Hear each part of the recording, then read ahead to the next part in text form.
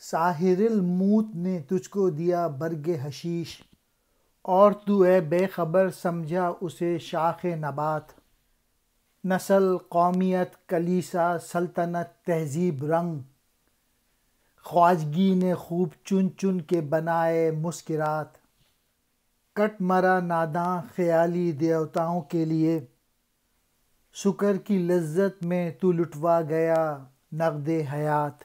کمزور لوگ، مزدور لوگ اور غریبوں کو یہ بات سمجھنی چاہیے جو ان شعروں میں اقبال سمجھانا چاہ رہے ہیں، اور اپنی زندگی جو ہے نا خود بنانے کی کوشش کرنی چاہیے۔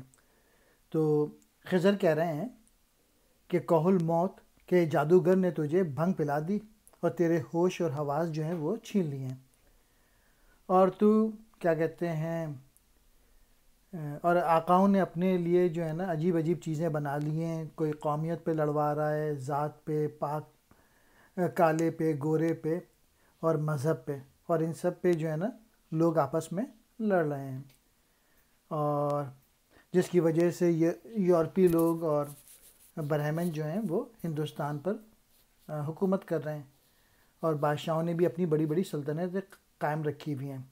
اور افسوس کہ جو تم نادان لوگ ہو، تم اپنے ان دیوتاؤں کے لیے جو ہے نا اپنی جان قربان کر رہے ہو اور اپنی زندگی ہار رہے ہو۔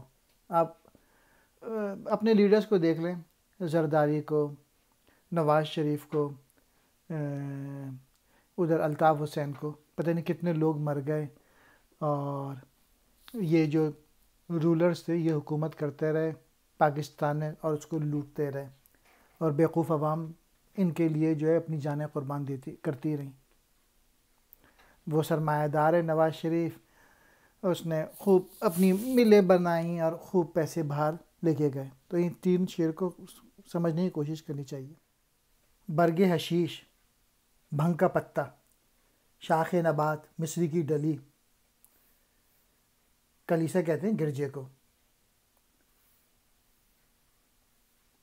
اور خواجگی کہتے ہیں حکمرانی، مسکرات، نشہ لانے والی چیزیں، کٹ مرا یعنی قربان ہو گیا، خیالی دیوتاؤں، یہاں مراد نسلی اور قومی تعصبات، سکر کی لذت یعنی نشے کا مزہ، نقد حیات، زندگی کی دولت۔